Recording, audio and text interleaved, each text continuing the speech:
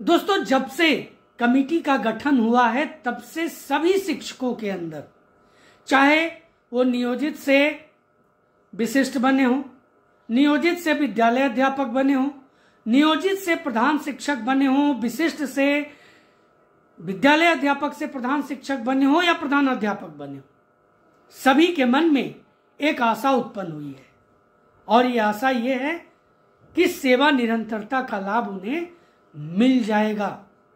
ये लगभग पूरा होता दिख रहा है सभी शिक्षकों को जो इससे बिलोंग करते हैं। दोस्तों, आज का प्रश्न इसी से है क्योंकि बहुत से मैसेजेस आए हैं जो इसी से रिलेटेड है। क्या सेवा निरंतरता मिलने से प्रधान शिक्षकों की वेतन में होगी विविधता? बड़ा सवाल है।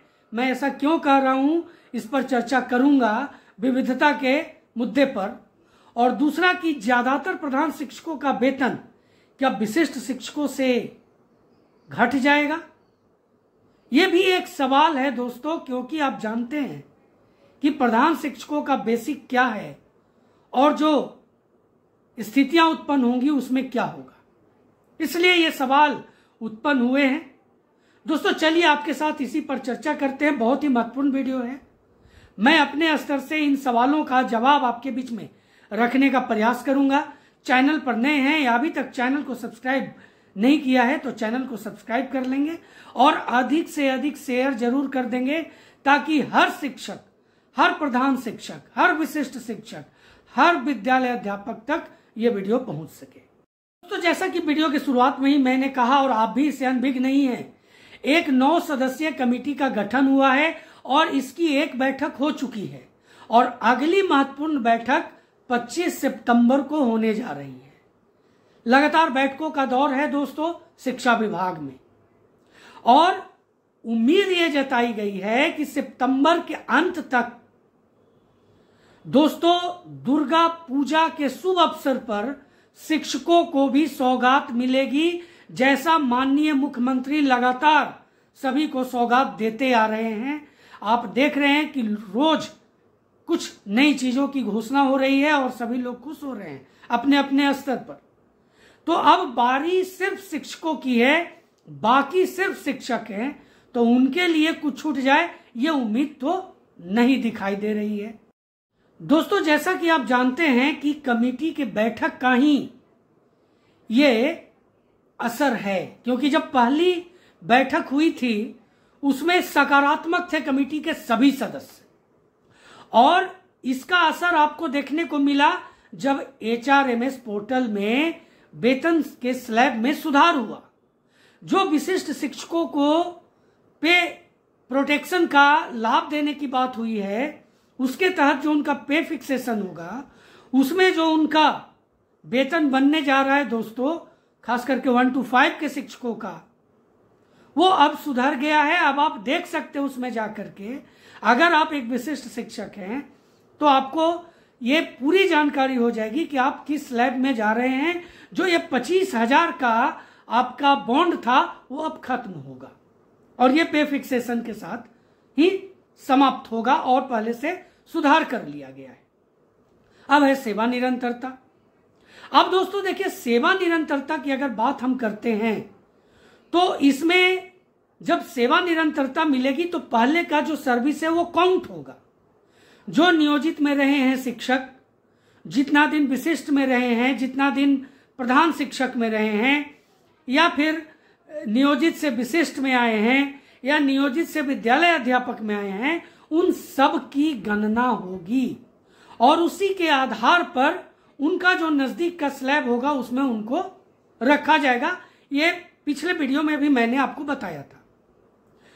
दोस्तों, यहां पर जो मैंने सवाल आपके बीच में रखा कि क्या प्रधान शिक्षकों के वेतन में विविधता आ जाएगी, अगर इस नजरिए से आप देखते हैं तो जो 2003-05 में बहाल होने वाले थे शिक्षा मित्र, वो 2006 में जाकर के पंचायत शिक्षक बने और वो लगातार जॉब में रहे हैं दोस्तों। और आज वो अगर प्रधान शिक्षक बने हैं, बहुत से ऐसे शिक्षक हैं 2003-05 के जो प्रधान शिक्षक बने हैं, इनका वेतन सबसे ज्यादा होगा। अगर इस आधार पर माना जाए तो, यानी प्रधान शिक्षक में इनका वेतन ज्यादा हो जाएगा और 2014 में जो बहाल होने वाले शिक्षक हैं, जो टीईटी से बहाल होने वाले शिक्षक हैं या 2006 के बाद बहाल होने वाले शिक्षक हैं, उन सबकी वेतन में विविधता आ जाएगी, अंतर हो जाएगा। अगर इसको मान के चलें तो अब देखिए, अब यहां पर क्या एक मैंने प्रश्न रखा था कि बहुत का विशिष्ट शिक्षकों से भी कम हो जाएगा, तो निश्चित ही कम हो सकता है। अगर 30,500 वेतन रहेगा तो निश्चित ही कम हो जाएगा। अभी को यही हिसाब से अगर आप चलिएगा तो जो विशिष्ट शिक्षक 2003-05 के जो ग्रामीण क्षेत्र में हैं उनका 31,670 बनता है और उस हिसाब से उनका बेसिक ये है और प्रधान शिक्षक का बेसिक जो है वो 30,500 है। तो किसका ज्यादा हुआ? विशिष्ट शिक्षकों का। तो ये जो दोनों मैंने प्रश्न आपके बीच में रखे, ये अगर इस स्तर से देखा जाए तो बिल्कुल सही साबित होते हैं। लेकिन दोस्तों यहां पर एक सवाल है जो मैं लगातार आपके बीच में रखता हूं और बहुत बारीकी से रखा हूं और लगभग चीजें जो मैंने कही है वो पूरी हुई है। अब 100% पूरी नहीं हो सकती है क्योंकि मैं सरकार में नहीं हूं, मैं शिक्षा विभाग में नहीं बैठा हूं बड़े स्तर पर कि मैं आपको जो बोल रहा हूं वो ध्रुव सत्य हो गया।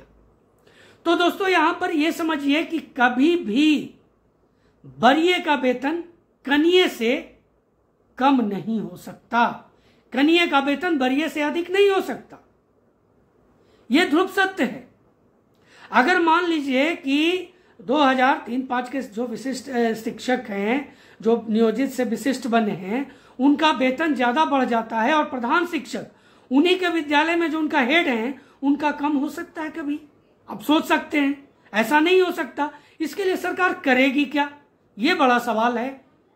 तो दोस्तों इसके लिए प्रधान शिक्षकों को एक ऐसे स्लैब में रखने का अनुमान है, दोस्तों एक ऐसे स्लैब में रखने का अनुमान है जहां दूर दूर तक ये जो विशिष्ट शिक्षक हैं, ये जो विद्यालय अध्यापक हैं, वो नहीं पहुंच सकते, चाहे प्रधान शिक्षक हो या प्रधान अध्यापक। इनकी वेतन ऐसी रखी जाएगी जिसका विशिष्ट शिक्षकों से एक बेहतर दूरी होगी। इसलिए किसी भी तरह की चिंता करने की आपको जरूरत नहीं है। अब इसमें बहुत से कहेंगे कि आपको पूरी जानकारी कहां से मिली, नहीं मिली है। दोस्तों ये एक फैक्ट बात है और इस फैक्ट को रखने में मुझे कोई गुरेज नहीं। तो दोस्तों ये कंफर्म मान लीजिए कि अगर सेवा निरंतरता का लाभ, जिसकी पूरी संभावना बन रही है, अगर मिलती है तो विशिष्ट शिक्षक से प्रधान शिक्षक का वेतन अधिक होगा, कम नहीं होगा। इसलिए बिल्कुल आप निफिक्र रहिए और अपने जॉब को एंजॉय कीजिए। दोस्तों एक नए मुद्दे के साथ नेक्स्ट वीडियो में आपसे मुलाकात होगी। चैनल पर नए हैं या अभी तक चैनल को सब्सक्राइब नहीं किया है तो चैनल को सब्सक्राइब कर लीजिए और सबसे बड़ी बात, अधिक से अधिक शेयर जरूर कर दीजिएगा। तो दोस्तों मिलते हैं अगले वीडियो में, तब तक के लिए जय हिंद।